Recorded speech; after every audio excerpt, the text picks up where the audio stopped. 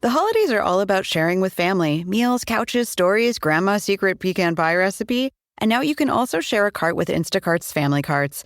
Everyone can add what they want to one group cart from wherever they are. So you don't have to go from room to room to find out who wants cranberry sauce, or whether you should get mini marshmallows for the yams, or collecting votes for sugar cookies versus shortbread. Just share a cart. And then share the meals and the moments. Download the Instacart app and get delivery in as fast as 30 minutes. Plus, enjoy free delivery on your first 3 orders. Service fees and terms apply.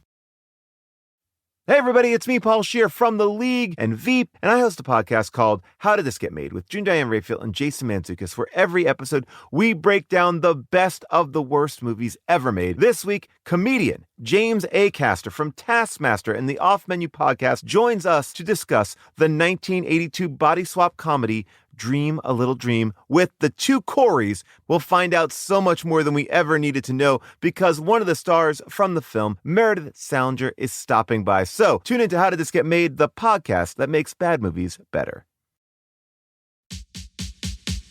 Ask me, ask Eliza anything. It's time to ask. Ask me all your questions. Leave them in the Instagram comment section. Leave them on your Twitter or leave them on your Facebook. We'll see them, we'll read them, then we'll give you answers. You know it, I've got it. I've got the answer, you ask me. I'll tell you anything. You tried to time it. That's the closest I'll get to being in a band ever. Was like, that's it. I thought I could be the girl that doesn't bring up the shirt she's wearing. And I was like, no, just be confident. Who cares if you feel like you're at like a funeral for Dracula's baby? Like it's giving like maternity funeral. No, but I feel like kind of a slouch going. I would say you got to commit. You got to commit to the shirt. I'm wearing it. I couldn't be more committed to it. I wore it out of the house, and you have to sit up so straight in this. Are the arms? I feel like, is that like a thing where we force women to wear like bat arms? Does anyone else, when you go shopping, everything is like a Scarlett O'Hara, like blousey moment, and I don't know. Do we need this? Do we like? I like do you the like idea, it, ma'am. You see the tag? Oh, this. Oh, that's okay. Because it says extra small. No. No, you're not meant to see the tag. I don't know. I don't have experience in like, it just looks like, it's like a very like Morticia Adams, like post-prom loungewear. I thought you guys would be laughing like, oh, totally. And you're all like, we don't know. I guess at the end of the day, the shirt was not a big deal. And now I've drawn attention to it. Or it's just as funny that it's billowy. It's like billowy. As though you're trying to, but as though you're trying to hide something, as though it's not see-through. Trying to hide the fucking tag on the side. Yeah, you have to sit up straight, otherwise they see that. And it's a good thing that we have a deep chair. Because just like nothing is working for me. I was nervous that because we had a tall man, Tianfu was not gonna, not that you're not tall, but you're exceptionally tall, that she was gonna freak out. So I'm proud of her that she came in here. Please don't look at her. Okay. Emily Higgins, everybody. I like you with the first and the last name. Because last time you gave me so much shit, and you were like, why are you saying the last name too? Because this time was definitely more of like an introduction, like, oh, it's Emily Higgins, as opposed to like, okay, well, now I'm going to talk to Emily Higgins. Okay, fine. Now I have to talk, as court ordered, talking to Emily Higgins. This is my Make-A-Wish. Every week, you have to sit down with me. I'm like, why isn't she dead yet? Okay. I'm hanging in there. You're hanging in there. Fortunately for me. And so we can cut this part out. I have to look at the camera to engage the people at home watching this. So just so you know, it's not you, ma'am, with the ponytail. I'm just looking right over you. This is the way that I address most male comics, just looking right past them. But I don't want you to feel that it's personal. So we're going to do that. But I'll still acknowledge. Like when I asked you and you were like, you shaded me and you were like, she's got a tag. And I appreciate that though, because it keeps me humble. And another thing, speaking of humble, so we used to start every episode with a fight me. Who enjoyed the fight me segments on the podcast? Okay. Well, we cut it. Thin clapping. That was because not enough of you liked it. What, Scott? That's thin clapped. Right it was a thin clap. It was a 10-year, like some of you were like, we like whatever you do. And so it was the clap from like a mom that is just like, you could still play in the NBA if you tried. Like, We got rid of it. So the Mayim Bialik one that we shot last week was the death knell for it, even though she was great. That was it for Fight Me. And we're going to be replacing it eventually. But for now, we're just going to dive right in, right? We can. Usually you do a little more. You wanted to fight some more, you said, about What? Christmas. You said you wanted to fight about the holidays. Oh, yeah. Oh, that's right. I wanted to fight you, Emily. I wanted You wanted to fight me. Yeah, because you're smaller than me. I wanted to do a episode about like a holiday episode. Like in my mind, it was like an Oprah's favorite things, even though I wouldn't give anyone anything. But like people could dress festive and maybe we'd hand out hot chocolate and you were like a Scrooge and you're like, no, we can't do a holiday episode. We won't get it in time. And you just put a giant like turd in my stocking. I just think I love your passion for the fans, for making things, but there are administrative elements that go into a show. All these good people were emailed by me to come here. They were given the details. They had to check in. They had to sign a form. Yeah, so they had to just be escorted. All of you that, what was that word? Did you say Escorted escorted? in. Oh, you got to get escorted. For anyone that like drops out at the last minute, just know that was a hand-hewn invitation by Emily. She checked in everyone. This isn't some like robot or some intern. It's Emily in her like tiny 5-bedroom house in Georgia getting this done. This is a homegrown grassroots. Excuse me. It's a homegrown grassroots goose rat operation. And so I wanted to do a holiday episode. Emily said no. And so we'll just keep it evergreen and icy cold. Yeah? That's the way you want it? Well, you aren't, and I'm not either. We're not Christian. no, I'm not Christian. All the more reason to celebrate someone else. Do you know how fucking thrilled I would be as a Jewish person if someone was like, oh my God, I can't wait for Passover? I'd be like, knock yourself out. Like when you're of a minority, all you want is, that's the secret. Everyone's like, don't appropriate. I'm like, please eat our food. Please have a fucking clue what any of our holidays are. I would love that, but no one wants to because it's in the news. So what I know about your holidays is that one of them is not happy. One of them is like Halloween, none of them but are not. happy. These are not. But one of them, like, you're really not supposed to say happy for. Veterans Day. And then I'm sorry, one is Memorial like, Day. one, young people can drink. Yeah, Passover. But like I feel like Christians know what Passover is too. It's Yom Kippur is like the big one where it's like, all right, no one's having a good time. No one's eating. And the rest are just like remembering struggle. And so Hanukkah is the only one that's like sort of joyful because you eat fried foods. And that's what I wanted to do here. And I wanted to all be fried. That's what people miss about Judaism. Hanukkah is all about eating fried things. So when you go to Hanukkah party, it should be like donuts and fried chicken and fried Oreos. And that it should be. That's not the right holiday. Hanukkah's just Is anyone a here state fair? Jewish? Raise your hand. 6. Good. We have enough. Good. Okay. You need enough for a revolution? It starts tonight, but our backs hurt a little bit and we're all a little tired.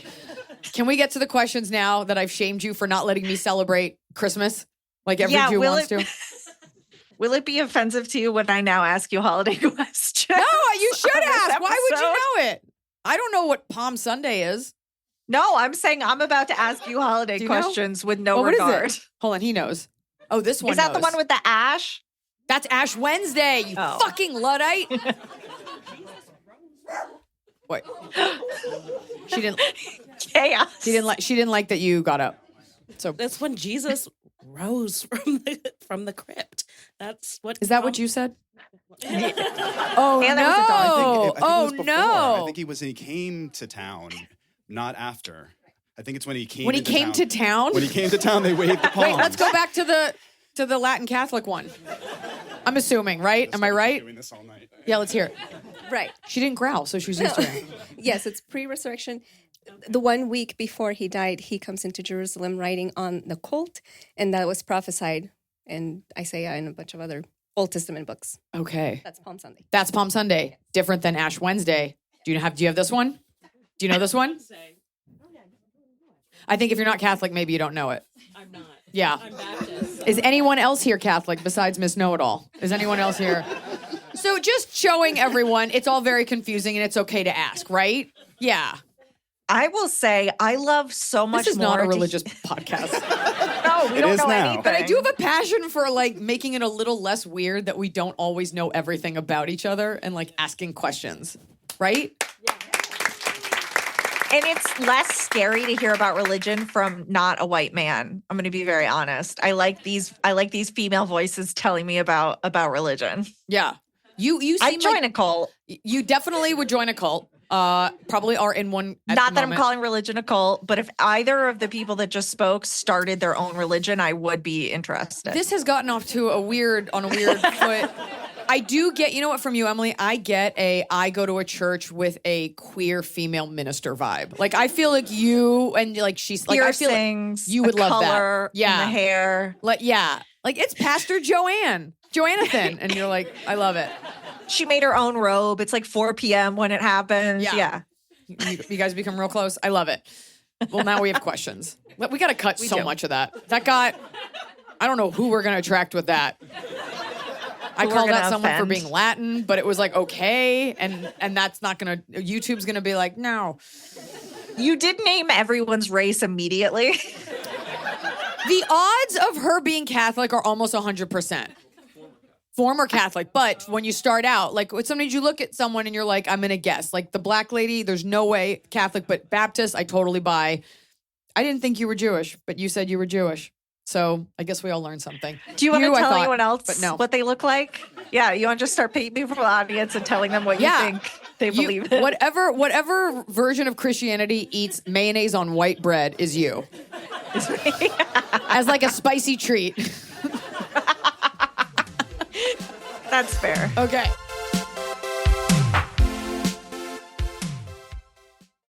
This show is sponsored by BetterHelp. One of my favorite parts about the holidays is planning. Planning get-togethers, planning fun things we're going to do, parties, stuff like that, and being with my friends and with my family. But weirdly, those are also the things that are the most stressful. Therapy is a great way to get centered, especially over the holidays when you're going to be pulled in a million directions. And I know the holidays are all about stress-free, time with family, relaxing, but that's not what it is for any of us. It's a good idea to stay centered and not lose your mind. I mean, you deserve that this holiday season. So if you're thinking of starting therapy, give BetterHelp a try. It's entirely online. It's designed to be convenient, flexible, and suited to your schedule. Wouldn't it be great to hop on with a therapist before you take a cross-country flight with connections to go sit with your Aunt Gladys? All you have to do is fill out a brief questionnaire to get matched with a licensed therapist and switch therapists at any time for no additional charge. Find comfort this December with BetterHelp. Visit betterhelp.com/Eliza today to get 10% off your first month. That's BetterHelp, HELP.com/Eliza. I've noticed that, at least since I've had my babies, that I smell differently when I sweat. Maybe I'm just like getting older. I don't know, but I smell differently. And I don't love that. If I'm on set or if I'm on stage or if I'm doing anything like functioning in public and I don't want sweat stains or to be aware of my stinky pits, that's when I turn to Lumi Whole Body Deodorant because it keeps me smelling fresh all day. Lumi is seriously safe to use anywhere on your body. Pits, under boobs, right wings, thigh folds, belly buttons, butt cracks, your feet. It's clinically proven to block odor all day and control odor for up to 72 hours. How? Well, unlike certain traditional deodorants that may try to mask odor with a fragrance, Lumi is formulated and powered by mandelic acid to stop odor before it starts. Lumi's starter pack is perfect for new customers. It comes with a solid stick deodorant, cream tube deodorant, 2 free products of your choice like mini body wash or deodorant wipes, and free shipping. As a special offer for listeners, new customers get 15% off all Lumi products with our exclusive code. If you combine the 15% off with the already discounted starter pack, that equals over 40% off the starter pack. Use code ELIZA for 15% off your first purchase at LumiDeodorant.com. That's code ELIZA at LumiDeodorant.com. To me, the best part about gift giving is gifting someone something they wouldn't normally get for themselves. Something luxurious, something that they don't know that they're missing. For quality gifts at an affordable price, there's Quince. Quince lets you treat your loved ones and yourself this holiday season to everyday luxury at affordable prices. From 14-karat gold jewelry to Italian leather handbags, all Quince items are priced 50 to 80% less than similar brands. You know me, I'm all about a capsule wardrobe, and I am gifting essential pieces from Quince to my loved ones this holiday season. I got our nanny a Mongolian cashmere wrap sweater in camel. Gift luxury this holiday season without the luxury price tag. Go to quince.com/Eliza for 365-day returns plus free shipping on your order. That's QUINCE.com/Eliza to get free shipping and 365-day returns. Quince.com/Eliza.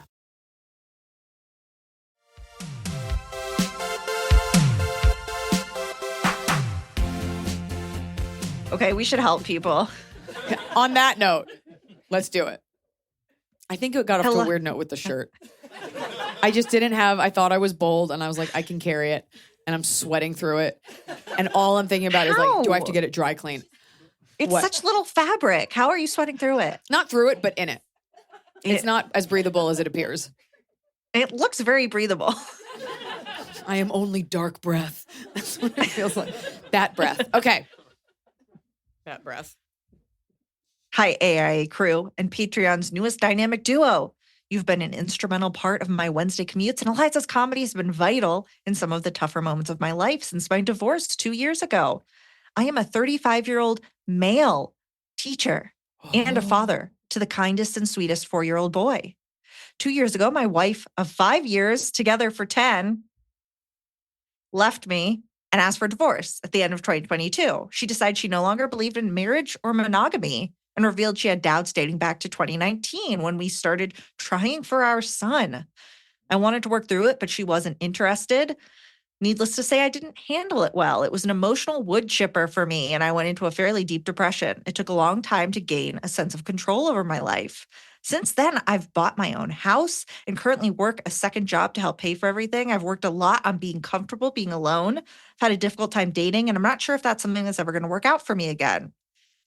Overall, I'm proud of myself and how far I've come in 2 years. However, throughout the process, I developed a deep disdain for her and the decisions she made that affected my life. I wish I wasn't still so angry, but I am. And here's the dilemma. Now you remember all the math from before, Eliza? Totally. You don't need to know. There have been multiple instances where she has bought me gifts. The first time was during our divorce, which occurred at Christmas time. She bought a cover for my driver. I think that's golf, which featured a picture of me and my son. Golf. Yes, yes, we all know what it is. I wasn't sure. Objectively, very, very thoughtful gift. Realistically, a very difficult thing to accept from someone who was actively moving her life out of the house we built together. Found out this was being given to me prior to Christmas. So being the sucker I am, I felt I had to get something despite not wanting to, but also not wanting to look like an asshole. I bought her a one-day pass to a children's museum for her and my son, and assumed that was the end of it. She's like, it wasn't. Great.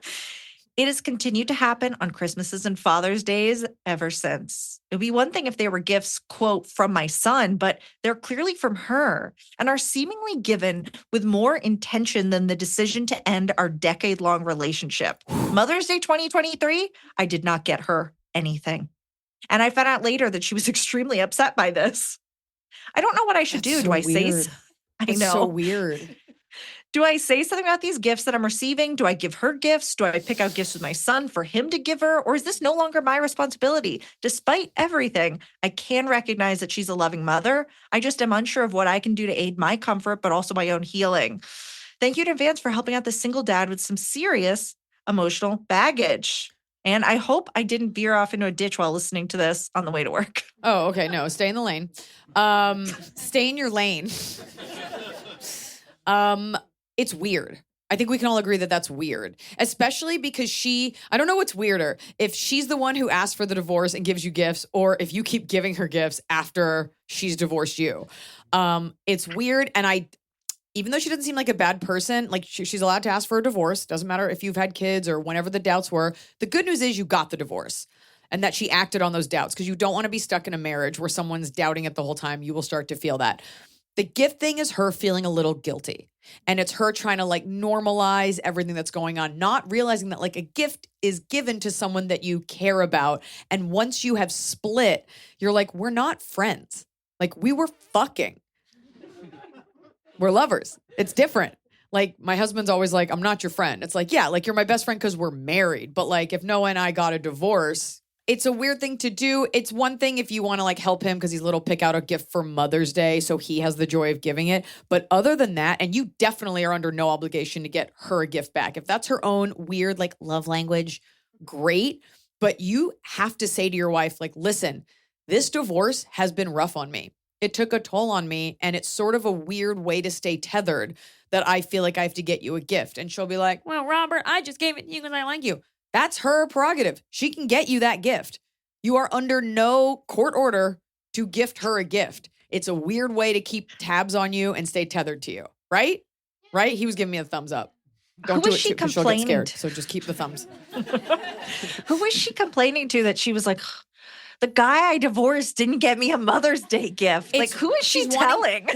She's wanting all the, like, some of the best, not all the best parts, but some of the best parts of a relationship, which is like the thoughtfulness, gifts, and to like be on someone's mind. You asked for a divorce, and like maybe eventually you guys can be like co-parent buddies, but it's still so raw, and she's being so inconsiderate of how much it has hurt you.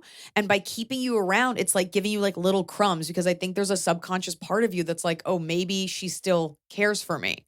So it's a little cruel. I don't think she's doing it deliberately, but it's a little cruel. It's no different than breaking up with someone and like still looking at their Instagram, still texting them. Like, it keeps them on the hook. So you need to be clear with her that you need some time, not so much apart because you have this kid, but like, you're like, the gift thing, it's just not my thing. And who fucking cares how she reacts to it? You're divorced. Right? I think so.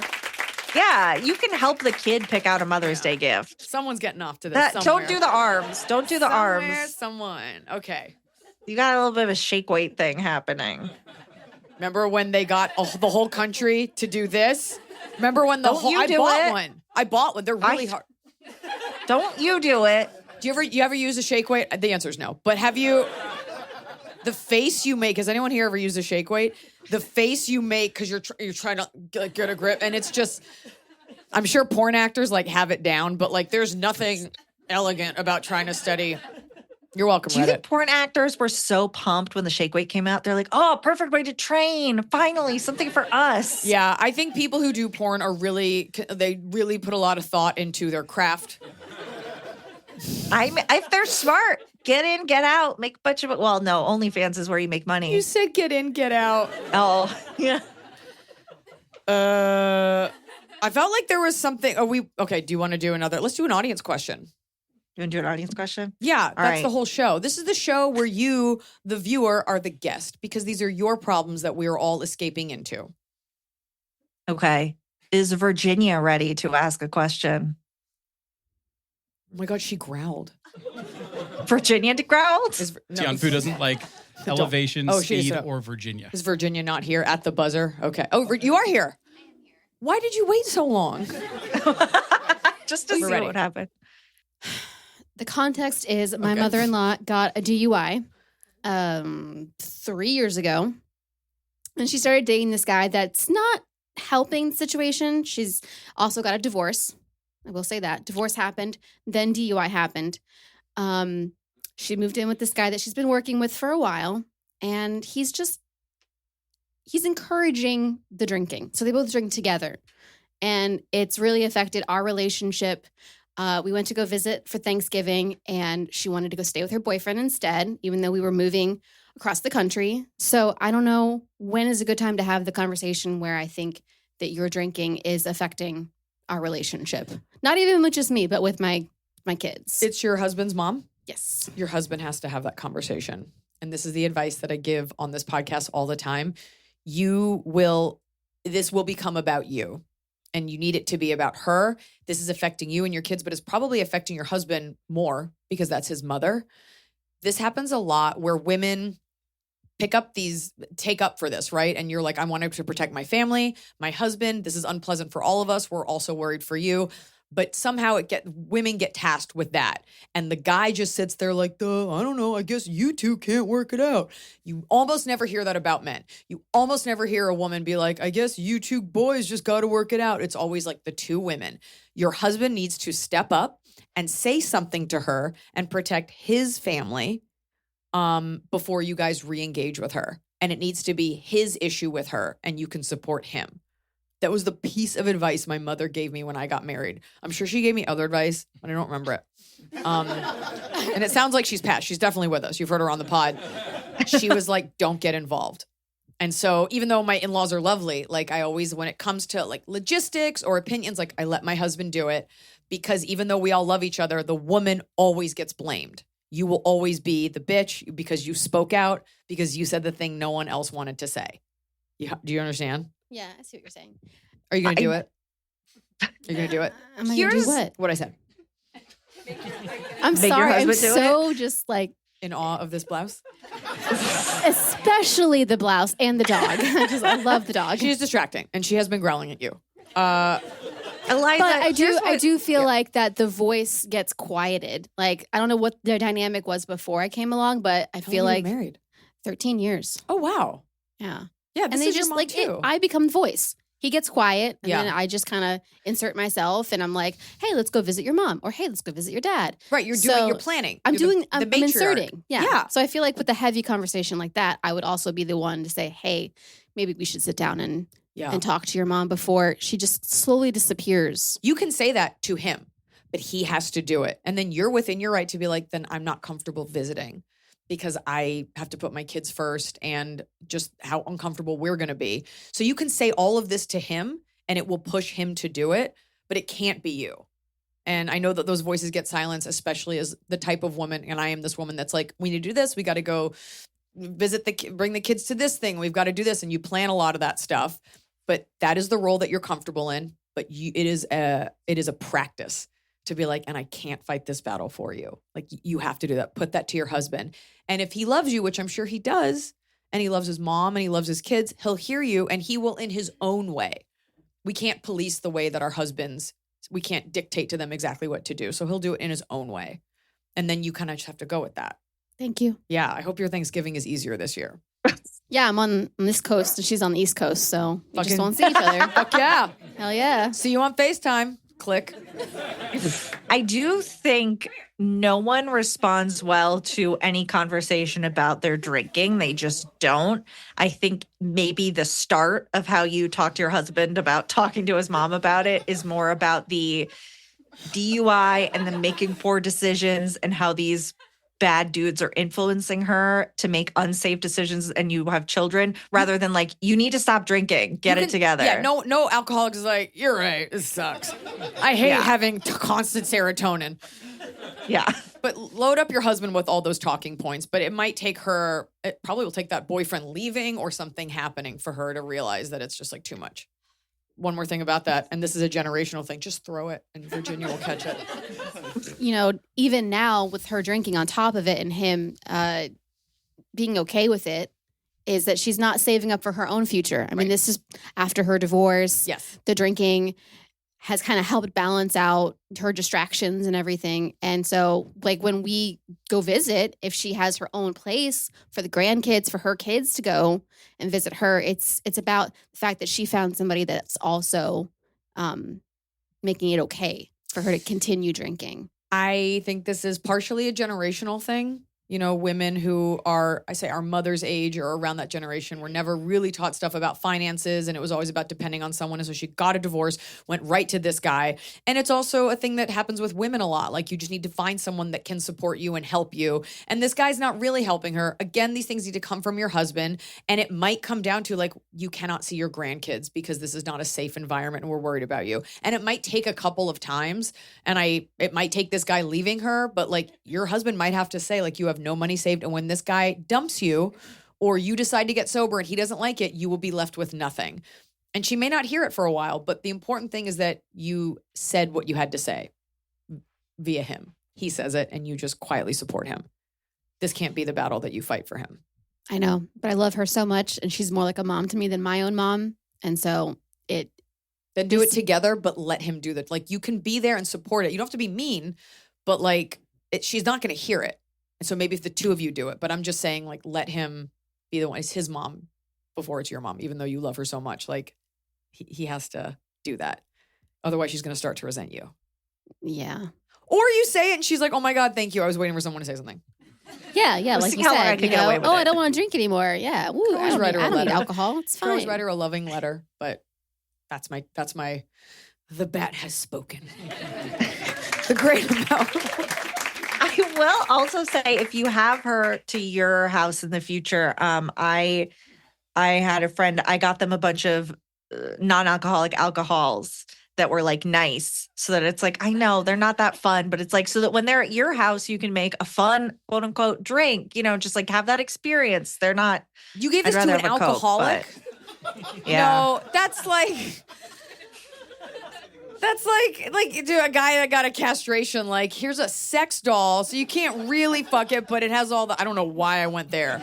I don't know. This episode is so aggressive. I don't know why I said that. I don't know why. Who's been castrated? The shirt was speaking. It was Morticia. Is the dog hair? Morticia would never talk like that.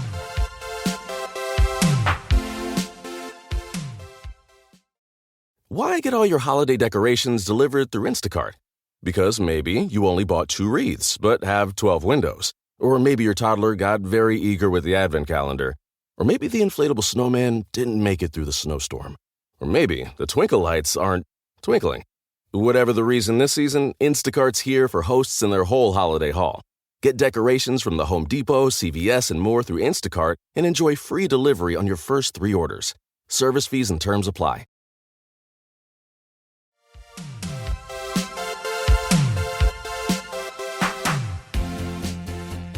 Holiday in-law drama. Holiday in-law drama. I live for it. I don't want to sleep in the garage is the TLDR. Do you know what a TLDR is? Eliza? Yeah, I know. Fucking too long didn't read. Okay. I like how you looked around the audience. They know. Oh, I thought you were talking to the audience, and I was like, do you guys know? Because I know. And they were like, we all know. We've been on the internet for our whole lives. Dear Eliza and AI crew, I wish the title of this letter was an exaggeration, but it's unfortunately a reality. Here's the background. My husband's family is from a rural town in western Montana. They have a beautiful ranch that's pretty remote. Every other holiday, we switch off going from my family to his side of the family, as both of our families live on different sides of the country. This arrangement has worked really well for us, and I genuinely enjoy spending time with both sides, but there is one problem. My in-laws live in a remote 2-bedroom cabin, and we are often left to sleep in a spare bedroom in the barn. Think just a thin wall in a barn with a mattress on the other side of it. No, we know what a barn. I have roughed it in these conditions at least once a year since my husband and I have been together. However, we are expecting our first baby in March. My sister-in-law has 2 small girls, 3 and 5, that usually take the spare room. My in-laws sleep in their room, and my brother-in-law takes the couch in the living room. I don't want to force anyone out into the barn room, but I also don't want my baby sleeping out there, especially during the winter holidays. My logical answer to this is that we just do an extended summer holiday with my in-laws and save winter for my family, where there is a spare room inside the house. Another option would be that our in-laws come stay with us for the holidays. However, my in-laws can't really afford to travel. I did check Airbnbs around the area, and the nearest one is 40 minutes away. I've brought this up with my husband, and he's still convinced we can make it work, but hasn't brought up any solutions. My question: how can I best bring up this conversation to the in-laws as to not hurt their feelings, but also help them see the logic that a barn in the winter is not the best place for a baby? Thank you so much. Look forward to your podcast. Makes me laugh out loud every time. Sincerely, a daughter-in-law that just wants to sleep inside for the holidays. So here's another in-law question, Eliza. I feel like this person can just go straight to these people and say, I'm not sleeping outside. Yeah. You're like, I'm not putting my baby in a barn. Having just spent some time in rural Montana, it is cold, and I did sleep in a barn. It was a really nice barn. But there were a lot of flies. And that is just to say, even in like a chic barn, there were still parts of the like elements that you could not escape. Get a space heater. Your in-laws will be like, why can't we get a space heater? They will do everything to make it comfortable. I think this is partially about the baby, but this is also you being like, look, I've had a child. We're part of this family. It's uncomfortable. I think you make a go of it once. I don't think that your in-laws would put you somewhere where a baby's going to freeze to death. I think you get a space heater, you suck it up this once, and if it is untenable, then you make other arrangements. But I think any of these things that you offer sound fine. But just be careful, because this is the holidays and it will look like you were being difficult and using the baby as an excuse. Not that I have a problem with looking difficult when I stand up for my children, but I feel like there's something other than just the baby here. Get an air mattress, put it inside, sleep inside. I don't think you can. Why? Like even the other brother is on that couch. Like I don't know where you would put it. Why are we all going to this house? What? What? Why is this whole family going to this house that has? Because it's the holidays. It's supposed to be uncomfortable. It's supposed to be awful. You're supposed to be taking a dump with 6 people waiting for that same bathroom. Kerplunk. Like that's what the holidays are. Who says she should just go and try it this one time and get a space heater? Oh my God, no one? Oh. Who says they should order an air mattress to be delivered to the home? No, these people are saying don't go. Oh. You can give the option. I don't think it's going to bother on it. I'm saying I genuinely don't think that it sounds like a refurbished barn. If it is as terrible as you're saying, if it is truly a barn that has a bed in it and there's no insulation, then obviously that's untenable. I just can't imagine grandparents actually expecting a baby to stay in there. So is it uncomfortable or is it unacceptable? As long as it's warm enough, and plus you get if that baby cries, you have your own space. So I need a picture of this barn. It could either be rustic or crimey. We don't know. Yeah, like there's a thin line between like charming and like grandma's got a shotgun charming and like from my cold dead hands charming. Like there's all different kinds of charming, you know? Like there was a cult here at one point. We're really getting the semantics. Didn't you say like mattress on the floor of just a barn? That sounds very like not good things are happening in that place. If it truly is untenable, because you cannot get the Airbnb because it's too far away and that sort of negates the whole trip, just say these things. And if it really is about the baby being warm enough, if they can't understand that, then like fuck these people. But it's a good suggestion, like let's extend the trip. I'm saying all of these options, and I did say this at the beginning, so I will go on record as having said this. These are all good options to put out before them because they're going to make it like, oh, you're being difficult. But yeah, the good news is you can always say, oh, my kid had diarrhea. I couldn't go to Christmas. Even though your kid didn't have diarrhea. You just didn't want to go. You just didn't want to schlep to Western Montana. So everybody listening, watching, everybody who sees this knows that's Eliza's excuse. So when she tells you she's not coming to your big lifetime event because of diarrhea. I know that it's like bad luck to say that your kid was sick and you had to miss out on something because you didn't want to do it, but I've done it and I will do it again. And you will never be able to call me on it because then I'll just dig my heels in further and I'll be like, the diarrhea was everywhere. I imagine. Really didn't feel well. I was like a little hungover and didn't want to get on the Zoom call. You've not lied to me that I know of, but you very aggressively dig in your heels when you think someone else is lying. And you ask a lot of follow-up questions, which makes me think you'd be a pretty good liar. As someone who lies, and my husband has pointed out that I do it often and for no reason. Oh, no. So, I don't care. Oftentimes, lying will help to pad the truth. But when I say that, I mean like, let's say that's the third time you fucked up with something and you know that if you can say like, I'm so sorry, like there was so much traffic, I was late for the appointment and it was backed up, a tree fell. Then they're like, okay, a tree fell. And you're like, oh, good, I was a little bit late. I'm doing my best. Like, you're never hurting anyone. I just think sometimes if you can like bolster your argument a little bit, it saves someone's feelings. I didn't want to go to your birthday because I think you're a bitch and I don't like your husband. Oh, I just didn't feel well. Everybody wins. I don't have to sit with you and your awful husband, your awful racist husband. And that's, and I still said happy birthday to you. Like, what's the big deal? But people get this way too when I say I hope someone dies. And everyone's like, how can you say that? I'm like, how can you not? Like, that person was awful. Losing the audience. In the context of that question, the sleeping in a barn now seems like a small potatoes. Yeah, I just think there's like little, sometimes I think as a woman, you offer context when no one asked for it. All you gotta do is be like, hey, can't make it. But we have the need to be like, hey, can't make it because I'm just really bogged down right now. Like it's almost like an extension of having to excuse the fact that you're existing and made your own choices. So I do work at it, but I definitely will tell a little white lie if I know no one will be hurt. And you'll never know because they're shiny and pearly white lies. But you're the first one to be like, so a tree fell. What road was that? What kind of tree? How many branches did it have? It takes one. Were you behind a lot of cars? And I'm like, I don't know. I could have been behind a tree, but now I'm like, maybe it wasn't a tree and I just went in circles and got scared. Okay, here's my thing. my comedy is based on the fact that if I'm thinking something, I know other people are thinking it because I think I'm a very regular person. So I know that if I'm doing this and everyone gasped and you all judge me, I know you do it too. And you're just like, oh, I can't believe she lied. You all do it. You all do it and you don't even realize it. Little lies. And I'm just bold enough to say it. We'll be right back. There is no commercial break. It's so uncomfortable up here right now. No, and can you imagine a commercial break after I lie about everything? And you're like, you know what I love?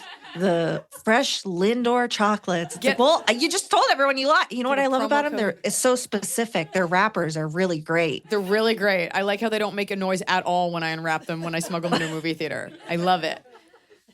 Or we followed by a political ad on the theme of lying. Okay, speaking. I'm just saying, like, I can tell when someone is lying or fabricating something because I know what it looks like. You, I think, probably get it right a lot because you think everyone's lying all the time. And sometimes they are. You're right. I think everybody's lying. And I think, I feel like everybody exaggerates. And I probably should talk about this with like a mental health professional. Anything you say to me, I'm like, that didn't happen. Is that weird? I won't lie about an event, but if someone's like, my grandfather was brilliant, he could build anything. I'm like, he could probably build one thing. My mother she was the sweetest. I'm like, she was just nice. Like, I just think people exaggerate in the hallowed halls of their memories about how great something. It was so fun. I'm like, you had a rash. It was okay. That's how memory works. Yeah, there are studies about it. That's how it goes. I'm just saying, so I'm just calling it out. I just never, when someone says something, you got to go to this restaurant, it was incredible. I'm like, you have bad taste. Like, I just, why believe anything? Except me. You should believe me. Right. I was very honest about this top and how insecure I felt about it. You pausing makes this uncomfortable. That's what happens. You don't like silence. You don't like a moment. You don't like a beat. You want to do another audience question? Let's see. Vanessa? Oh, we clumped them together. How cute. Okay. I have my email. I remember it, so I can actually read it. That was a dig at you, Virginia. It's okay. We're friends. We became friends here. You brought us together. I love that. Thank you. Good. I really... One woman is left with hope. Like, yay, there's still some of us. Everyone else is dead inside. I get it. Hi, Eliza and Baby Arm. Is it okay that I say Baby Arm? Now that you can see I have anxiety over properly addressing someone on the internet, I come to you for woke white woman relationship advice. Any tips or tricks for dealing with a racist family? I'm a Mexijew mutt, to put it very not PC. The guy I've started dating and have all the Twitter-faded feelings for is black. Aside from warning him about some of my family, primarily my parents and the Mexican side, and delaying that intro for as long as possible, any words of wisdom? My family are Trumpers, and while we have black friends, like one, my parents have, quote unquote, concerns of how I'd be treated whenever I talk about dating someone black. Occasionally some concern about machismo Hispanics, but generally the whiter the guy is, the happier they are. I'm not hailing from a line of KKK, but how do you portray someone else's racism in an email? I've gotten in fights with my family before over politics, beliefs, etc., so I have zero qualms about defending my guy or just leaving. But also, any advice here?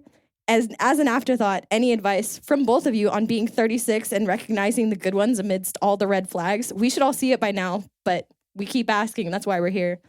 Thank God, too. Thank God for red flags, otherwise we have no podcast whatsoever. So the question is, how do you remain steadfast? This is you and this is your boyfriend. How do you accurately navigate when you are the lone liberal in a sea of Trumpers and you're like, I can't just not bring home my very nice, very educated, great guy boyfriend forever, because eventually it'll be, does he exist? Or from him, are you ashamed of me? Yeah. No, I'm ashamed of my family. Yeah. But does he know that? He's learning that. He has, first and foremost, that's your relationship. So he has to know where you stand, because that is what the foundation is. Do you love this person, or is this just your boyfriend? We're very early. We're gonna love him. What? We're gonna love him. Okay. This is just a boyfriend right now. Especially at you're 36. Mm-hmm. Yeah, that's definitely, look, I've definitely brought home boyfriends that I did not get married to. And so it is part of having a daughter is they're going to bring home boyfriends. But if this is a guy, and you're allowed to, by the way, bring home as many guys as you like, and your parents should like them or not like them for the appropriate reasons. As long as the two of you are on the same page and you cannot dictate his feelings, right? about how that's going to feel or how it will affect him. You are also not responsible for what your family says. You're not responsible for what they say. You're not responsible for what they think. And you don't come from where they come from. Regardless of what everyone's color or gender or anything, everybody has life experiences that inform things. And you're not there to police that. You can only police your own emotions. And you are only, you only owe him anything sitting there. Your uncle, your Mexican uncle says something racist. Like, your boyfriend is also going to be respectful of the fact that this is your family. But I think constantly letting him know, like, I'm here if you want to leave, and standing up for that. I don't think anyone's going to say something awful at the table. I think it's what is said, the microaggressions. I think those things build up. And I think afterward, and you don't want to have to fucking hear it, right? And so I don't think anybody is, I don't know, maybe they are the kind of barbaric where they'd say something awful like at the table.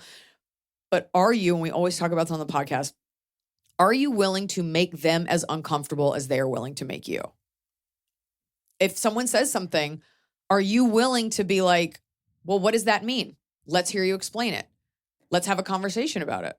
I'm the one who publicly shames the adults. Like, for example, entire Mexican family, all of us Mexican. I'm the only white blonde one, which is very interesting. Like I said, a non-practicing Jew and a non-practicing Catholic got together, and then bad decisions were made. And that's how we're here. But as the Jewish kid, I wasn't raised Jewish. My dad rejected his faith. My mom rejected hers. The Jewish side of the family used to call me the little Aryan baby because I was the blonde, light-haired one. And for my Mexican grandmother, I was the light-eyed, light-haired grandchild. Right. So both sides, I'm already the black sheep. And I not belong, and I'm okay with that. Wasn't it great that the black sheep brings home the black boyfriend? Right? You are dealing with something that not everybody understands. Actually, no, anyone of a minority always feels you're not enough for one thing. When you're Jewish, you're never Jewish enough. I think whatever you are, if it's like a darker ethnicity or a religious one, you're never enough for the people saying that. But who the fuck are they to decide that you aren't enough of something? That's a bullshit thing to say. And you should be able to call that out, A, because they're your family, but B, because you are one of them. So when someone says you're not Mexican enough, you're like, well, why don't you explain to me what that means? You can always turn things on people, and then their ignorance is just laid bare when you say, why don't you explain that to me? Why don't you tell me what that means? And all of a sudden, the like cute quip that they had starts to fall apart because nobody wants to stand there and say something truly awful. They just want to get their jabs in. So give them a chance, like give them enough rope to hang themselves with. That's what I needed. Why don't you further explain that to me? Because I would love to hear. I'll go straight for the jugular. Bring with your my boyfriend and family. be like, what did you mean by that? Where did you hear that? What's that joke? Can you explain that? I will punchline? just caution, as maybe less confrontational than both of you. I don't know the boyfriend's deal. Maybe let him lead a little bit of it. He might not want to get into a fight. No, when he meets doesn't. Your family. It's not about getting it. This is you. Someone says something. If you cannot be cordial, be civil, because he's not going to get in a fight. He's in your family's home, and that's uncomfortable for him. I think you let him know, like, I got you during this whole thing, and we can leave. But you're not going to change your family, and so it's all about showcasing your love, why this guy is so great. And I don't think it's something you're ever going to escape totally, because everybody has like a prejudice against someone. But at the end of the day, it's about your relationship. And does this guy love you enough to marry into this family that doesn't accept him? Or maybe they will one day, or maybe it's because he's the boyfriend. And then once they meet him, and also lead with your similarities, right? Lead with the similarities. Works great. The idea that I like the lead with your similarities, like people who are really hateful aren't just like, you know what? We do all love Thanksgiving food. Let's come together. No, but I mean, you are the one, I think you said he was educated, right? You said we went to the same college, yeah. Okay. We reconnected way later. Thank God for Tinder. I mean, I would not bring home a black boyfriend and be like, Annie's educated. Like that's a weird thing to do. But you probably, did you go to a nice college? Cal State Fullerton? It's a college. You went to college. It's a good call. Before we are of colors and before we are religions, like we are people who do like Thanksgiving food. Like it starts with like little crumbs of things. People don't talk to people, and that's why we think people are enemies and aliens and all of these awful things, because you forget that like everybody likes ice cream. Like you can build on these tiny things and you don't have to solve the race relation at that table. And if you can keep it cordial and you can just have like a normal dinner, if someone even says something to the side, you can just kind of like let these things go, checking in with him. But this is a test, quite frankly, to what you're going to have to endure with your family being the way that it is. And you also haven't met his family. They may not love that you're Jewish or Mexican. It's the or white, whatever you are. The white. That was our second date casual topic. Hey, our families are going to hate each other on principle. Okay, cool. Let's delay that for as long as possible. Or they surprise you. Or they surprise you and it turns out like adults are capable of acting like adults. I think also like the anticipation is what is killing you. And you want to rip that Band-Aid off. You can also leave. You can also just leave. Like I'm just saying like you have a world of opportunity for how you want to conduct yourself. And that's what I would do. I would leave if I needed to. You don't have to get into it, but you also don't have to take anyone's shit. Right? Emily's like, if we could just all roll into a roly-poly ball and say something. I don't know. I just don't think the average person is going to like come out swinging at a holiday event. And if anything, people maybe just like won't talk to you. But you also have to check in with him. Like, is this something he wants to do? Or you find out you actually do have nothing in common at the end of the day. And your Cal State Fullerton degrees, matching degrees, weren't enough to bond you forever. But you're definitely allowed to, especially like explore and date and see like what works for you. But I think what's hurting you the most is that you don't feel like you fit in with your own family. We're not supposed to get that deep. We're just supposed to focus on the questions and the racism. I mean, you're calling yourself like a Mexican Jew mutt, and I'm not Mexican, but like it feels like racist. And it's just like you don't feel accepted, so you don't feel comfortable with these people in the first place. Black boyfriend aside. I'm listening to the language that you're using and you're already on guard and you already are like, I'm not enough for you and I'm not enough for you. The Aryan thing, like, look, there's nothing wrong with being blonde haired and blue eyed. But there are, I mean, by the way, it's like punching up blonde hair, blue eye, like making fun of someone for that, like doesn't hurt in the way that like a truly racist comment does. But you feel like you don't belong to either side of your family. And that's fucking unfair. And that's, if you felt super loved and accepted like one of them, then you would feel like you could combat this, but you don't feel like you fit in with your own family. I don't want to make you upset, but like that's what the root of this is. And so you're bringing home this boyfriend and he's walking into a lifetime of pain and animosity that you have to these people who are hurting you without realizing it. And so perhaps it's a conversation before you bring him home, before you bring that boyfriend home to say, I just want you to know it always felt like you didn't accept me. And that they'll probably feel really bad about that because I don't think anybody really aims to do that to their own family member. And I think that you need to heal that part of you before you bring him home because you're going to layer on, it's going to be very trigger happy. Then the first time they say anything that maybe even isn't bigoted, but like feels like it, you're actually yelling at them about yourself. Yeah. I mean, they're bigots too, but fair. Yeah. That's a tough position to be in, to like not be the right, like culturally religious enough and to not be ethnically enough for another side. And these are not things that, I guess you could be like more Jewish, but like, do we want that? You can't change it. You can't change your skin color. And that's fucked up for anyone to say to anyone. You can't change the culture and you can't change the fact that you're a mixed of these two things. And you should be really proud of that. You should be proud of yourself. It's easy to be proud. It's hard to find a group that you identify with when you look like a white woke woman or a Karen, but really it's like, no, I'm a Maria. I'm in the kitchen. Like, I want to cook for you. I don't want to yell at you. I don't want to talk to your manager. I'm in the back with the busboys. Shut up. First of all, we always want to talk to a manager. Because then going on. I mean, I don't think anybody in this room actually feels like they totally belong to a group. I don't think anybody feels that way. I think we get lumped into groups, and I think that's actually the most hurtful thing, is when you get thought of as something that you actually deeply don't represent. And I think that that's why I say we should always talk to each other, you know? She could have secretly been Muslim or Buddhist or something else, but I was right. She was Latin and Catholic. Yeah. Nobody here feels like they fit into a bucket, right? Like nobody here, for the most part, is like, check. I'm Irish. I love a pub. I have a shillelagh. Sorry, like Nobody feels that way. I'm a white woman and I get really angry. And I've talked about on this podcast with like the wokeism, but I also am a liberal person, but I also don't speak to a manager. Like it sucks. It sucks to get put into a fucking box and to be judged for that. And you've not done anything. So that's it. But you have to figure out that stuff with your family or at least be heard. Maybe it's a letter. Maybe it's a phone call before you bring him into that shitstorm and donate to your college. Yeah. We're going to write our letters together. Have a letter. And maybe you don't send it, by the way. Sometimes you just got to get that out or you write it. And I've written letters that I write and rewrite and I don't send. Maybe you're the kind of person that just needs to get it out. But like, I think you have to have a conversation with both of your parents. That's it.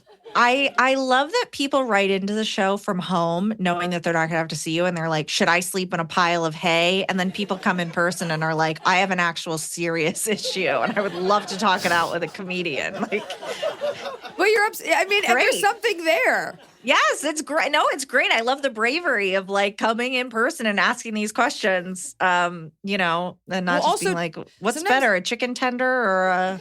The worst. The worst when people like pineapple on pizza fight me. I'm like, how about you kill yourself? I hate it. I hate like dumb Reddit, like false argument narratives. Do you want to do a confession? I do. I deeply, deeply do. Roll okay, that we're clip. going to share Whoever's one. in charge of the clips. I'm in charge of the clips. Does that scare you? Roll the dog clip first. It's so janky that you can see the play button. Like, this is like when a school presentation doesn't go well. That was awful, and it stopped. It's a 3-second clip, and it stopped in the middle. We worked really hard on that. I had to, like, send out for a rose. Don't grow roses. Where would I get a long stem rose? Listen, you wanted a title card. I was like, I guess I can come up with something. All right, let's hear it. So for these confessions, I just want to warn everyone. We call for confessions. We ask for people to write in these confessions, and we get a lot of good ones, which is why this is edged out over Fight Me, because we got more confessions and people seem to enjoy it. And we keep you anonymous. We take it very seriously. There's no like secret log where we're like writing your name down. I know I said I like lied before, but like I've never lied to my fans. We're talking about white lies because you were late for the fucking dentist. Okay. And honestly, like they should have free parking in the first place. And I wouldn't have such anxiety about driving to Wilshire Boulevard. So when you write into our show, we treat it lovingly. So we put like a voice warble, right, Scott? Yeah, we went deep cover on this one. But I just want to warn you that sometimes the voice cover-up we do is so crazy, it changes your gender. I said deep cover. Yeah, This is deep. Deep penetrative cover. So here we go. My confession is that my best guy friend, whose wife does not love me, when they got married, I attended the wedding with my now husband, then boyfriend, and I got very drunk. And I accidentally signed their guest book, Love, my name, and the friend's name, instead of my name and my boyfriend's name. Oh. And then I freaked out, told my now husband, and we had to do some creative art in their guest book to cover it up. I figured she would never let him talk to me again if she knew that I had signed the guest book with his name instead of my own dates. I have never told him this. They have been married for 13 years now. We are still friends. She still doesn't like me. First of all, it's so great to have a drag queen on our show. That is, and I was like, is it a guy or a girl? And then it was like, the wife hates me. I'm like, it's a girl. It's very, the question's very like, I take the Rachel, Ross at the altar. First of all, no one reads the guest book in its entirety. And you spend all this time at a wedding, you're like, I hope your life like is filled with nobody. I think it's an antiquated thing. They've probably never opened it. The artwork, like you do love your best friend. You have a crush on him, and the wife senses it. That's why she doesn't like you. And so it's cool that you guys have been able to maintain this friendship and you haven't fucked. But I guess the confession is just that. They're not asking for advice. No, they're It's not. Cool. Your but husband's cool with it too. He's like, I'll help you bury the body. That's a good husband, but I do feel like he's like, I have a crush on him too. There has to be some guilt there in that it's been 13 years and she's still, and the fact if you accidentally wrote the wrong name, it would just be like, oh shit, I ruined the guest book. Like, it wouldn't be like, oh, like obviously I'm thinking about him. I'm writing him a little missive about his wedding. But the fact that it was like, I got to cover this up. They can't know. It's like, well, why? Because it looks like she's envisioning them as a couple at the wedding. And it's fair. You could have been reading his name. You do it all the time where you're reading something and you say someone's name and I call you Earwolf because I'm looking at that Earwolf sign. But it's a good confession. But I guess the juicier part would be like, and I never told my husband. But the fact that your husband was like, I'm down. Like, never let them know because she fucking hates you. So I guess you win. I guess you didn't win the guy. But what? She likes him. Don't turn on me. I'm just going to cut it out and you'll never see it. It's a good confession though. So we will treat it. We will, send us your confessions. The juicier, the better. Because this audience has a high standard for juiciness. We do like juice. Let's try a song because this is a new thing that we're asking for. We're trying to replace our dearly departed Fight Me. And so one thing we noticed on our Patreon, which who here has subscribed to our free Patreon. Okay, that's not all of you, but that's fine. It's free. I don't know why you wouldn't want that community. The biggest thread on there is people sharing their pets. And it's no surprise. It's the biggest thing on the internet. It's what everybody uses Google for, to look at kittens and organize insurrections. But we, and like buy body parts on the dark web. But we thought it would be nice, talking about how I think what everybody's thinking. I sing songs to my dog. I've done multiple sketches about it. I've talked about it a lot on stage. So just to wet everyone's whistle, it will not be as good as this, but it should be some animal song. Your mouth is so small. Animal song. I give it my all. Squeeze your body. I give you a kiss. Animal songs. This time I won't miss. Thank you. Extra points if you can make it about your pet's mouth. Tianfu has a thick mouth and she was abused, and so I'm very obsessed with her tiny little mouth. Okay, and what was your name? I'm Jill. Jill, okay, why don't you come up here? Okay, this is your own picture. Is this your first time seeing them? What? Oh, that's fair. Here's a picture of my kid and my dog. Just the dog's fine. Well, oh my God. Okay, that's very okay. So do I? Well, I know, right? Yeah, it's just a big dog. Well, that's a tiny baby. That's a tiny baby. Okay, let's hear. This is the food song. After the dog walk, when I feed the dog, affection before food. I learned it from Caesar Milan. Affection before food. Affection before food. I want affection before food.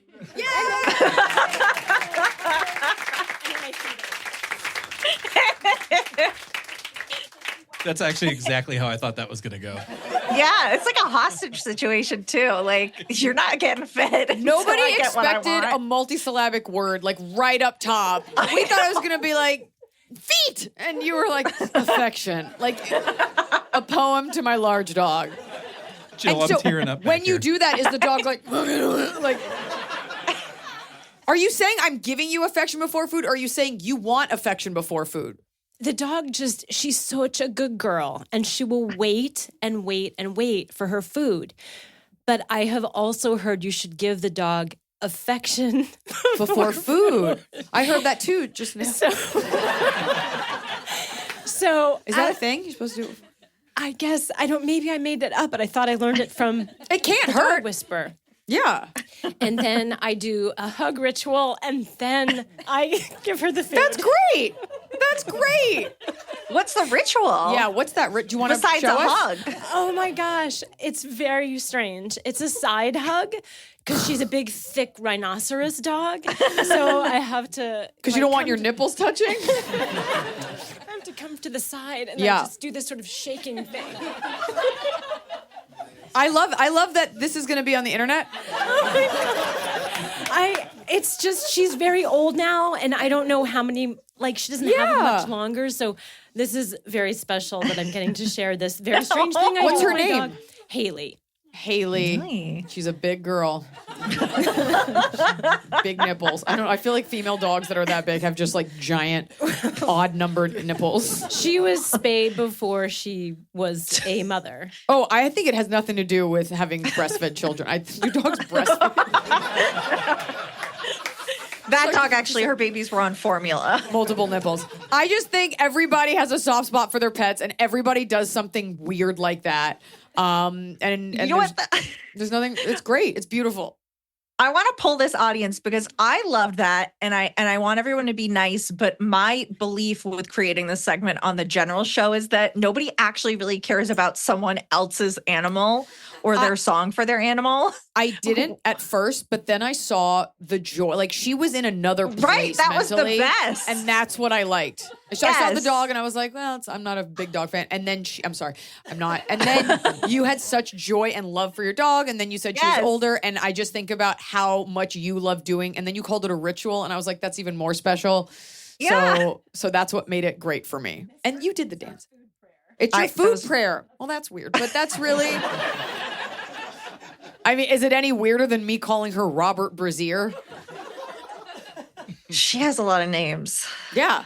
Spanish Madeir. Robert Pontoon. They're mostly Robert.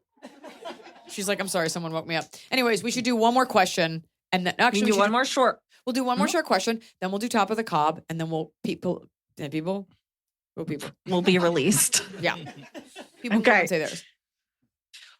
What would you do? I, female, 35, no kids, have been in a long distance relationship, 3-hour drive for almost 2 years. You know this is the one, but neither of your jobs will transfer, and you both love your jobs. He can't move because of elderly parents. I don't have anyone tying me to my town, but I love my city and job. His town is smaller, and I would have to give up my career and start all over. It's scary, but we want to start our lives together in a family. It would mean being dependent on him, as I will probably lose my retirement and have to start over. I don't know what to do. Stay long distance or start over. Help. My name on here is fake, so feel free to use it. Ardy, A-R-D-Y. Okay. This is a tough one, and I put it on the show because, full disclosure, when we do the podcast, I do not read them ahead of time.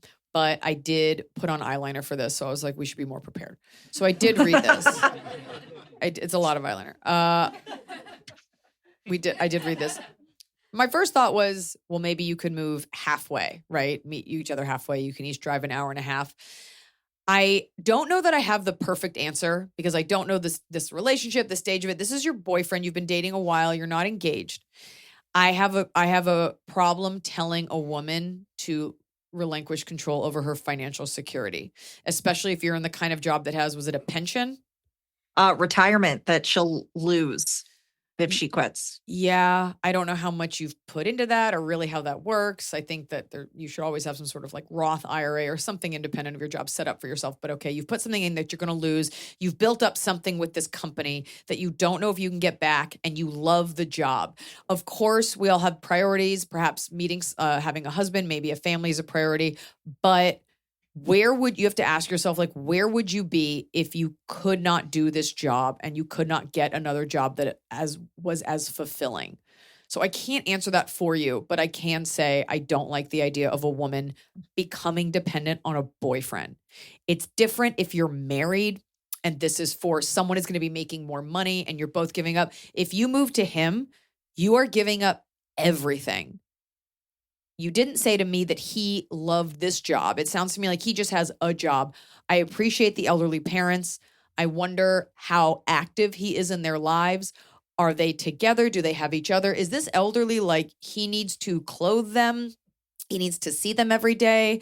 Is this elderly like, oh, I just miss them? Because 3 hours is not a far drive, and perhaps you could do it and visit every other weekend. I just think you're in a situation where you're being asked to give up everything so he can stay cozy. I'm not saying he's a bad guy, but relationships are give and take. And it's not like we both need to be in pain, but like there should be sacrifice on both part, because that way you have some skin in the game, especially because he's just your boyfriend. I don't care how long you've been dating. How do we feel about that? How do you feel about that?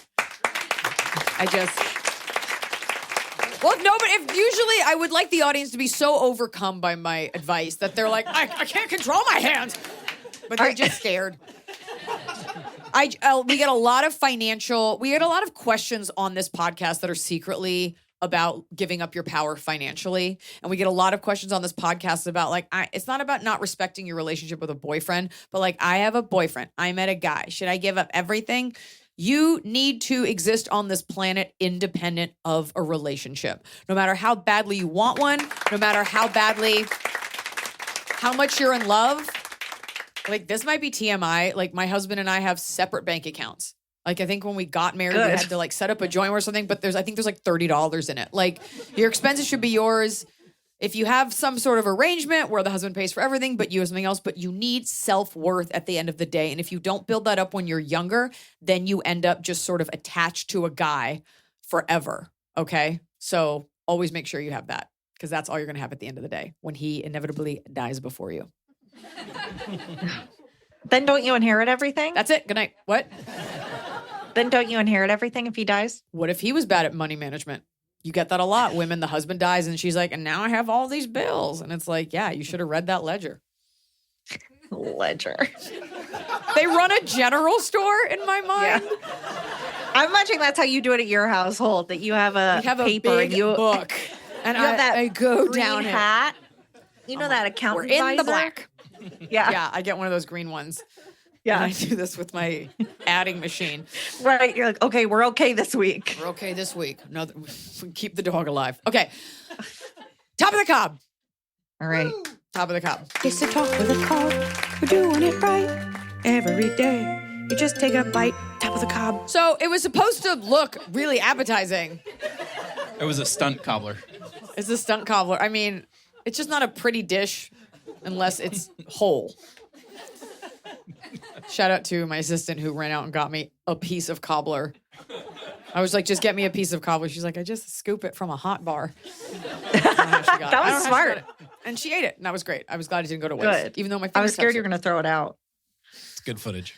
Let's allay your fears. I did not throw it out. Didn't mean to scare you. Okay, let's start with bottom of the cob. We like to start bottom and then move to the top because that's the tastiest part, and it's good to end on a high note. So would anybody in the audience like to share their bottom of the cob? Would you like for us to go first to give them a second, or are they super prepped over there? They've heard the podcast. It's the only reason they're here. Nobody wandered in here and they were like, what is this? Why don't you go first, Emma? Oh, would you like to? If she's ready, go for it. What's your name? Erica, do you want to? My bottom of the cob is having my husband try to correct my driving for the last 21 years, almost. We met in traffic school. He was my driving school instructor. Was this at an improv? Were you doing? I got a ticket once and had to go to a traffic school at the improv, and it was so funny. You guys do a great job. That's why I married him. Yeah, you don't work there. That would be awful. That's your bottom of the cob?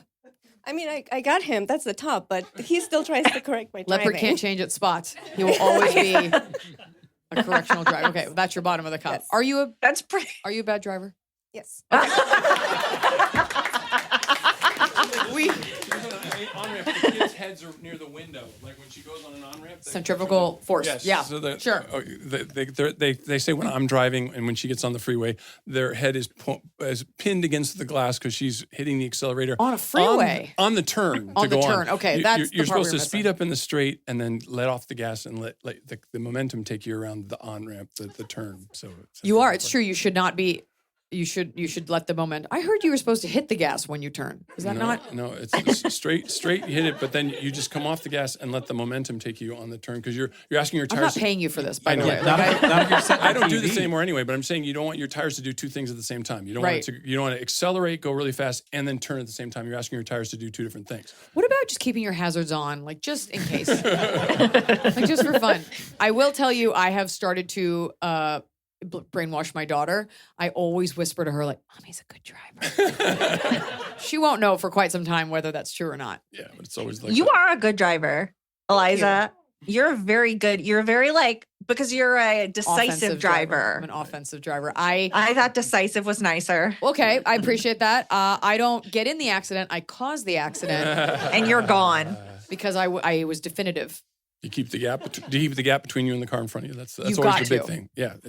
You always keep the gap between you and the car in front of you in case somebody decides to jack your car. Right, or just or rear end you. Oh, I was just no, like, more than 50% are rear enders because you got to keep at least 3 seconds between the car in front of you. So it's interesting. Well, it's a they go into the overpass and you go mark and you count 1001, 1002, 1003, and then get to the that's the 3 seconds. You're going 90 feet per second. So if you only have what almost came out of my mouth was dad. Yeah. Like I am a dad. I am a dad. I see why this is your bottom of the cob. It started out as informative, and now I'm just like, okay, but I didn't break the law. Yeah, I got you. All right, I appreciate that. And I love that you guys came together to the show. That's adorable. Thank you. You can tell he's very proud of you. You gotta drive. She can't drive. What's your bottom of the cob? The last time I did a bottom, maybe it was my top, I upset people with one of my cobs. This bottom, I feel like, Eliza, you're either going to be really on board with or you're going to be upset. I started a new skincare routine.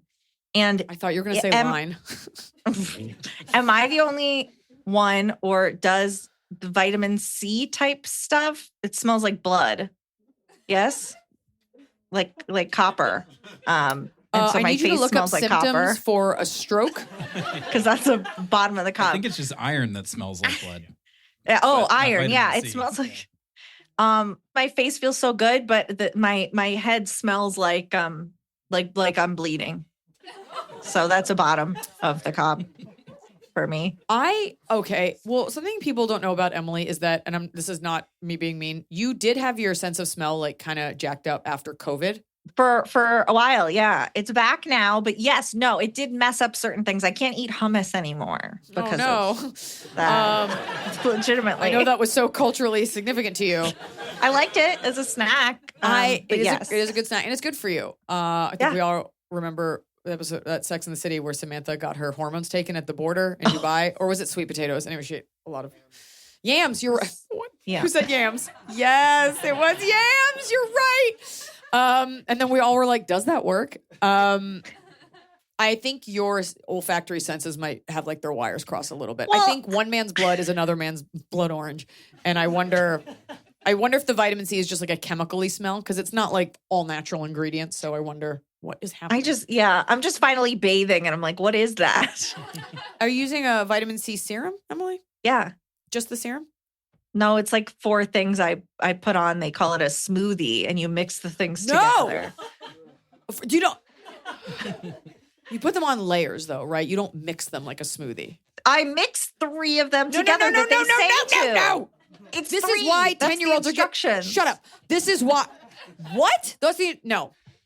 You need to layer on these things delicately. You are 53 years old. You need to layer these. Don't do the skin smoothie. You need to layer these things on. You need to give each one time to absorb into your skin. Otherwise, it'll like get cakey. You gotta look it up, the order. I always get it wrong, but it's like toner. I'm following. I have the packaging and I look at it and I go, squirt, squirt. Are you sure it doesn't say do not right above the section you're on there?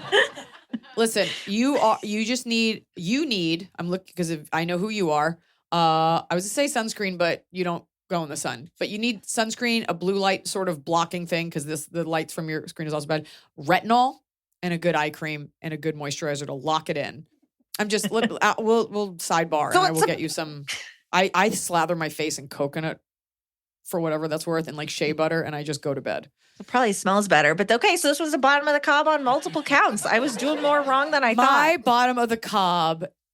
I'm getting my Christmas episode in, whether you like it or not. Scrooge. Okay. There's visuals. My bottom of the cob are this color palette in particular. For Christmas, I just hate it. It just reads as like cheap Old Navy, Mary, bullshit, ugly, like not committing to Christmas colors, but not chic. It's the Isaac Mizrahi 4 Target of color palettes. If you could please go to the next slide, Your Honor. I would like to. I don't like a pastel mixed with a Kelly green either. It is a winter holiday for now, while global warming is still kept someone at bay. I don't want to see spring colors, or as some of you would call it, Easter. I don't want to see that with the teal, which I do not enjoy as a color. Next, I don't. It's not my color. I don't like this. I don't like the Kelly green with the watermelon. It's like a magenta. I just don't like it. It's too bright. We all know Christmas is an evergreen, like a Douglas fir. I don't know where we got this, and I have one more, but it's really the magenta. And it's like a watermelon-y magenta. Do we have another one? You have one more. This is the same idea. Anyways, that's it. Going back to the original palette. And I really thought I would say it, and everyone would be like, yeah, that's always bothered me too.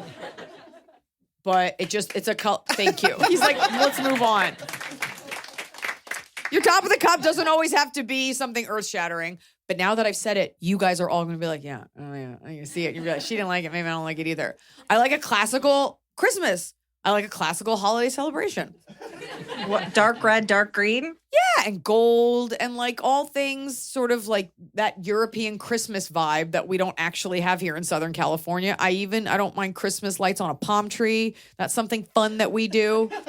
I like that. And you know what? I'll even do Hanukkah is great too, as long as it's like the right color blue and some sparkly lights. I don't like to get weird with it.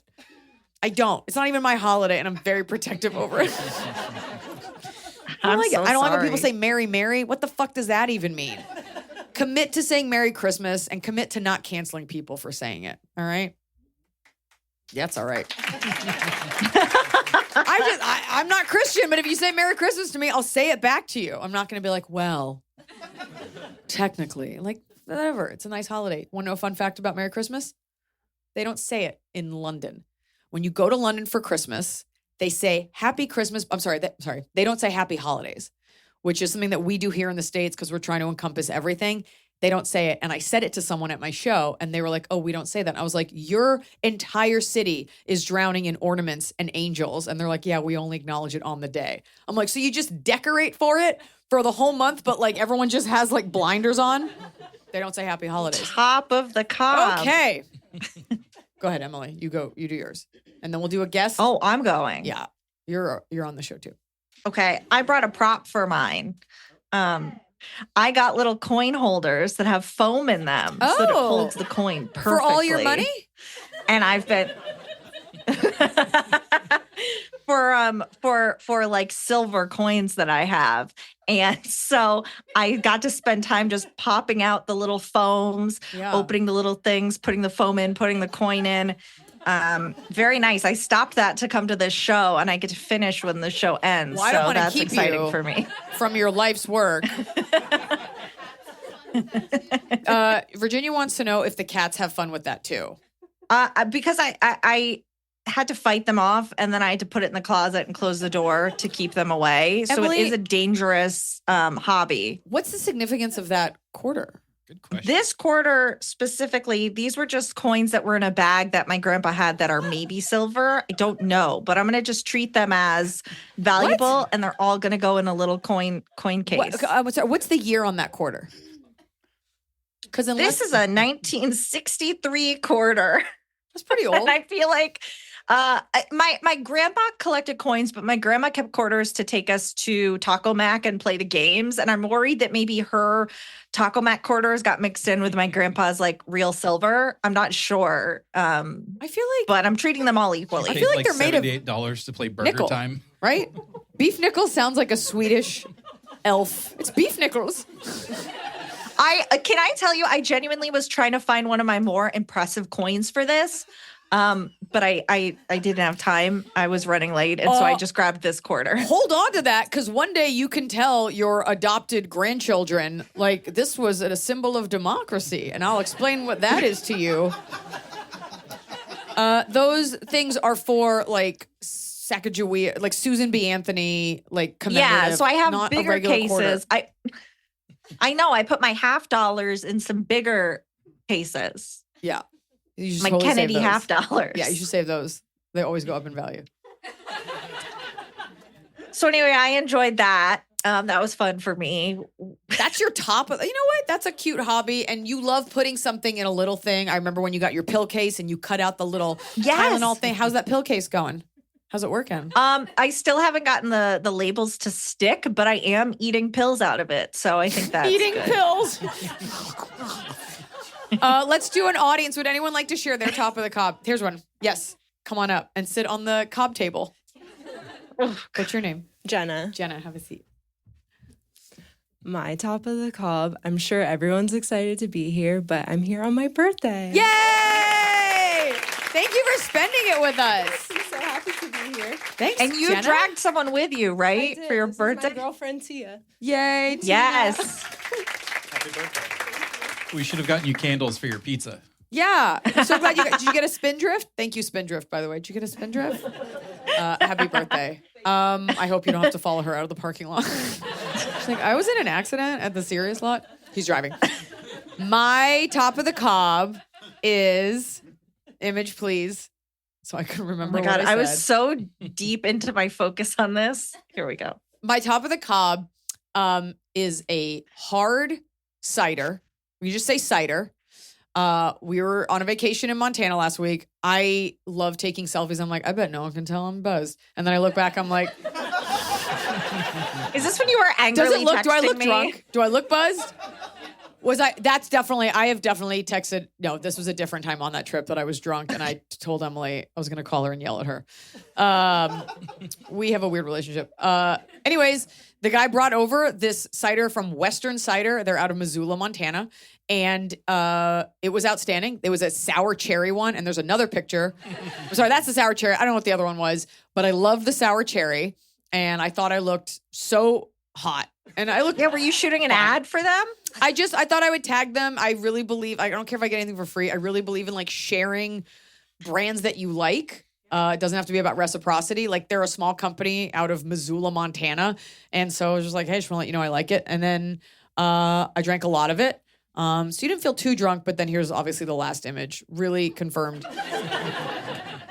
But drinking a cider, which is like usually out of a can, out of a nice wine glass, made it feel really elevated. And I liked it. And it felt really good. And I always do that bit, and it's never not funny to me. And my husband was cool with sitting there with me. But that was, I'd never tasted cider that tasted like that. It wasn't too sweet. It wasn't too alcohol-y tasting. Didn't taste like blood, Emily. So when you were taking these photos, what was Noah doing? I think he was like secretly watching the Suns on his phone. There's so many times where I've been like, what are you doing? Like in my head, annoyed. And he's either talking to someone about a restaurant or secretly just watching a Suns game. And that's fine. He loves the Suns. And I know who Devin Booker is. So thank you. They've got quite the lineup there. Yeah. Kevin Durant is also on the Suns. He doesn't like the nickname Durantula, but I think it's great. I would That's a cool nickname. That's what I fucking said when I saw him. No, I've never met Kevin Durant. All right. Folks, I cannot tell you how meaningful it is that people take time out of their really busy lives to sit in LA traffic and come watch us do Ask Eliza Anything live. We hope to be bringing more of these to you. And thank you so much for being in our audience. Thank you for submitting your questions, for sharing with us all of these things. We just want to create a show where people can escape their lives into the problems of other people, and we can all come together and understand each other a little bit more. And I never want to write a book on this because I don't want to be a self-help expert. I just like doing a show where people get to hang out and eat free pizza. And I get to like yell at Emily, and it's disguised as like, oh, we're friends, but it's really an abusive relationship. This is like they're going to do a documentary and then raid your compound because they're going to be like, there were signs. Emily was so pale. She wasn't at the shows. Where was she being kept? I'd be like, but can you look at footage of her before she met me? And it's like, it's the same. So thank you for watching Ask Eliza Anything, and we'll be back next week. We'll see you then. Okay.